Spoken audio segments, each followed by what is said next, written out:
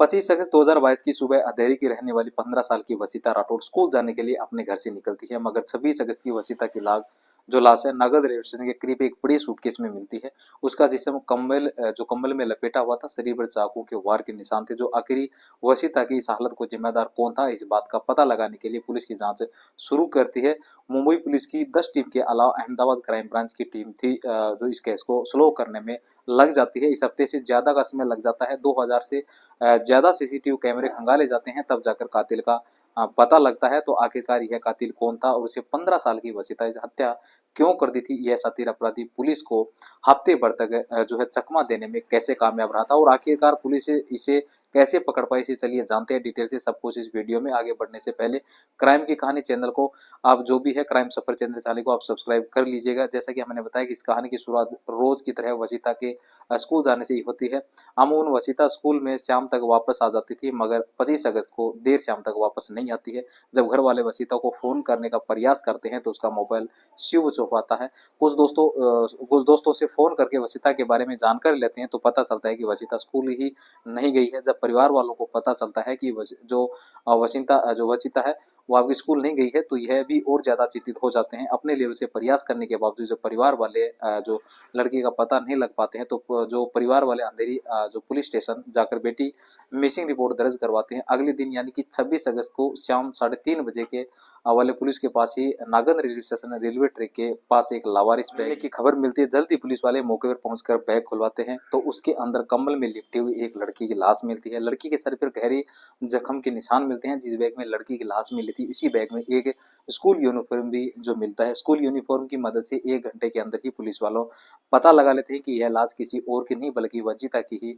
है। ऑलरेडी वंचिता ही missing report दर्ज हो चुकी थी, इसलिए परिवार को डेड बॉडी की और जो आइडेंटिफिकेशन में बुलाया जाता है जल्द ही कन्फर्म हो जाता है और ये लाश वंचिता की है। अब सबसे बड़ा सवाल था कि आखिर वंचिता की हालत किसने की है। सवाल आसान था, मगर इसका जवाब इतना पेचीदा होने वाला है, इसका अंदाजा किसी को नहीं था। शुरुआत में तो लोकल पुलिस ही इसे जो केस को जांच करती है, मगर 1-2 दिन ऐसे ही निकल जाते हैं। फिर इस मामले को स्लो करने के लिए मुंबई की क्राइम जो ब्रांच है लगभग 10 टीमें लग जाती है। सबसे पहले आसपास के सभी जो सीसीटीवी फुटेज जो चेक किए जाते हैं कैमरे, वो जिस रास्ते से अमूमन वसीता जो जाया करती थी घर के आसपास, सीसीटीवी फुटेज में वसीता जरूर दिखाई देती है, मगर आगे जाकर वह स्कूल की तरफ जाने वाले रास्ते के बजाय किसी और रास्ते पर जाते हुए दिखाई देती है। फिर कुछ देर बाद सीसीटीवी जो फुटेज में वसीता को 2 लड़कों के साथ देखी जाती है। सीसीटीवी फुटेज में वसीता के साथ 2 लड़कों का देखना इस केस में यानी पुलिस के लिए एक पहला ब्रेक थ्रू था और पुलिस वाले सबसे पहले इन लड़कों के बारे में जानकारी निकलवाता है तो पता चलता है कि ये दोनों ही लड़के अपने अपने घर से लापता है।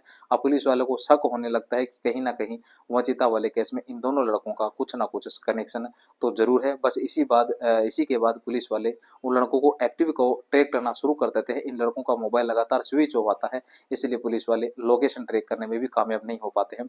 शक होने लगता है कि यह लड़के कहीं शहर छोड़कर भाग तो नहीं गए हैं। इसलिए अब पास के रेलवे स्टेशन में जाकर वहां लगे सीसीटीवी फुटेज की जांच करने का सिलसिला शुरू होता है। मुंबई अलग अलग लोकेशन पर मौजूद जो रेलवे स्टेशन पर जाना है और वहां पर लगे हजारों कैमरों को चेक करना बड़ा मुश्किल काम था, मगर फिर भी पुलिस वाले इस काम को शुरू कर देते हैं। वंचिता के साथ शुरुआती समय में सीसीटीवी फुटेज में दिखे दोनों लड़कों की पहली तस्वीर विरार रेलवे स्टेशन पर लगे एक सीसीटीवी कैमरे में कैद हो जाती है। कमाल की बात तो यह थी कि 2 घंटे के बाद ये दोनों लड़के फिर से उसी स्टेशन पर दिखाई देते हैं। वहां से ही है दोनों जोधपुर एक्सप्रेस में बैठते हुए दिखाई देते हैं। अब पुलिस वाले इस लीड को फॉलो करते हुए जयपुर तक जाते हैं। यहाँ भी सैकड़ों सीसीटीवी फुटेज की जांच जो की जाती है। पता चलता है कि ये लड़के जयपुर से जोधपुर और फिर वहां से अजमेर जाते हैं। आगे की जांच से लीड मिलती है कि अजमेर के बाद दोनों वैष्णो देवी गए हैं।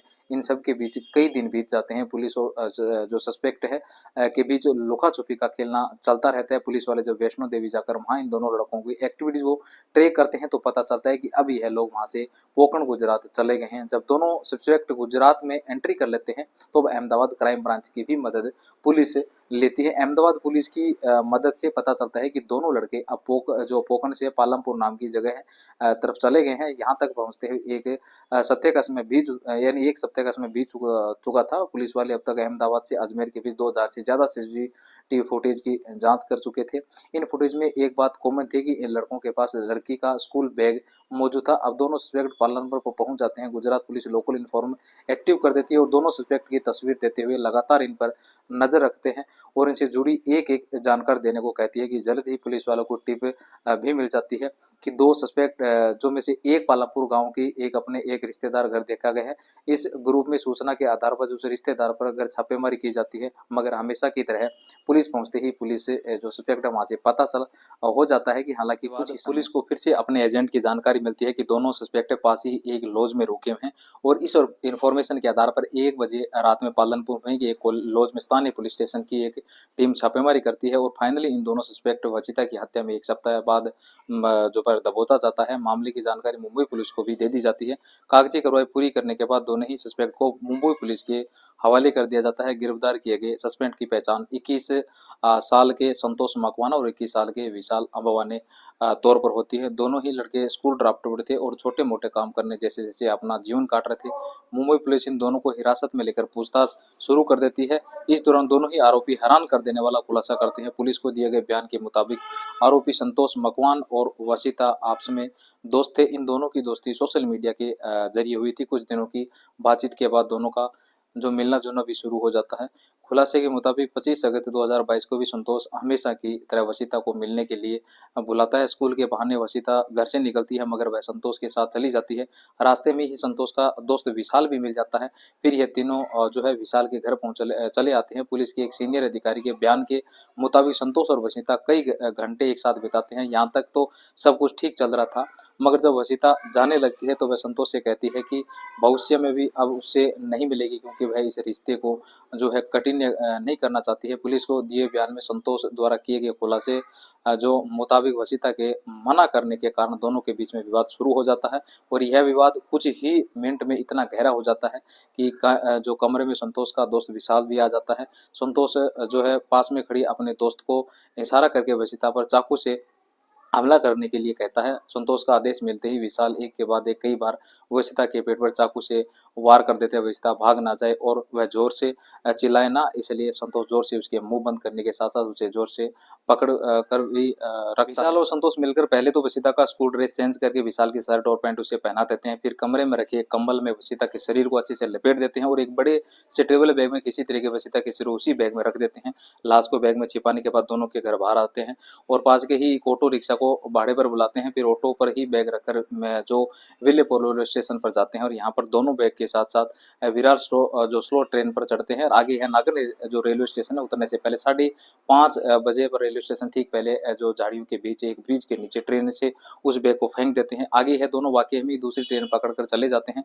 पुलिस का मुताबिक दोनों आरोपी वाकई में जो वैसे ही पहुंचने के बाद नई जींस और शर्ट खरीदते हैं, पास में एक सैलून में जाकर बाल कटवाते हैं और एक नई लुक के साथ वैसे ही में विरार चले जाते हैं। इस तरीके से एक जगह से दूसरी जगह यानी दोनों सफर करते रहते हैं और आखिरकार पुलिस की पकड़ में आ ही जाते हैं। इन दोनों खुलासों के बाद इन दोनों की ही निशानदेही पर पुलिस वाले पालमपुर से एक घर में छापेमारी करके इन दोनों का मोबाइल भी बरामद कर लेते हैं। इसके अलावा वसीता का ड्रेस, स्कूल बैग इत्यादि भी यहाँ से मिलता है। अब यहाँ तो साफ हो चुका कि वसीता की हत्या उसके दोस्त संतोष ने और अपने एक और दोस्त विशाल के साथ मिलकर की है, मगर इस हत्या का मोटिव क्या था, इस सवाल का जवाब देते हुए पुलिस वाले खुलासे करते हैं कि विशाल और संतोष ने जो बयान दिया उसके मुताबिक जब संतोष और वसीता की दोस्ती सोशल मीडिया के जरिए होती है तो दोनों का जो मिलना जुलना शुरू हो जाता है। इस बात का जो पता है वसीता के परिवार वालों को भी चल जाता है और फिर एक दिन परिवार वाले वसीता को संतोष से दूर रहने के लिए कहते हैं। इतना ही नहीं, कथित तौर पर वसीता के परिवार कुछ सदस्य संतोष के साथ हाथापाई भी करते हैं। वसीता के परिवार वाला द्वारा किए गए दुर्व्यवहार से संतोष का जो ईगो हर्ट हो जाता है।